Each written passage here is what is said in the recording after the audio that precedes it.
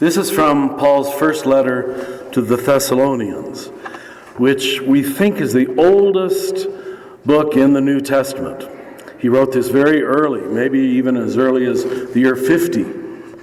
And he's writing it to the people in Thessalonica who are colonized by the Romans. They certainly don't have any natural political reason to be happy, sort of like us. And yet he tells them to be happy. There's so many telling phrases in it that I just want to comment a little bit. He says three things in a row. Rejoice always. Now we all know that's hard to do. Always. Then he says pray without ceasing. That's hard to do too. Can anybody really pray all the time? He says it in another place. We should pray all the time. And then, in all circumstances, give thanks, for this is the will of God. Now, I think those three pieces of advice are very connected. I don't know that you can rejoice always unless you pray without ceasing and unless you're ready to be grateful. I don't know if I've said this here before, but it's helpful to our students. It's depending on some recent neuroscience that you might find interesting. I do.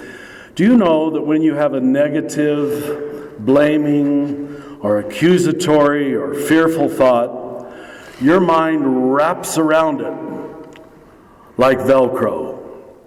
We're attracted to the negative. Without knowing you personally, I don't want to insult you, but you're all attracted to the negative. You start blaming somebody and you can go on for 3 hours, huh? You get a juicy piece of gossip, you can go on for 3 days. The human mind is attracted to the negative. We have to choose the positive.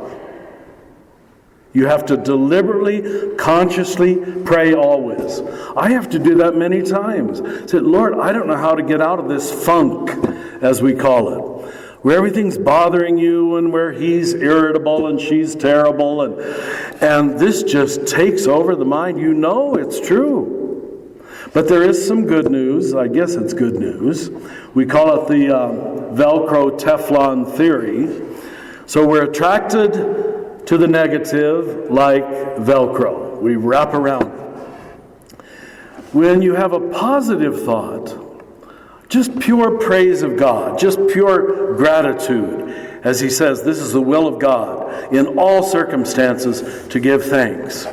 If you don't consciously hold on to that positive thought for a minimum of 15 seconds, it does not imprint on the brain. It slides off like Teflon, like cheese off of your Teflon skillet. Check it out. You were not attracted to the positive. And we almost need to, well, not almost, I think we need to be told this. Because if we don't consciously pray, he says at the end, the one who calls you is faithful, he will accomplish it. I don't think you can do it just by willpower. By saying, I'm going to have positive thoughts today. No, it's a surrendering. It's an allowing of a love inside of you that is bigger than you. And it's like God loving in you and through you and with you and as you. I have to say it at least twice a day, maybe more than that. I don't know how to love right now. Everything is bothering me. I can't turn on CNN. I'll just get more angry at everything. I can't look at the suffering that's happening in this world. It's just overwhelming. I can't look at the homelessness in our own city or even do the counseling with individuals who come to me and not hear sad, sad stories. There is so much. There really is so much to be sad about. So much to lose hope in. So we have to choose to rejoice. This might be the most practical advice, the most practical sermon I can possibly give to you. All the rest is theory, all the rest is theology, All the rest you're going to forget. I hope you don't forget this too. But call it the Velcro Teflon theory. And let me repeat it one more time. You are attracted to the negative like Velcro. Going to nurse that for 3 weeks. You let positive, loving, grateful, praiseworthy thoughts just slide off your mind.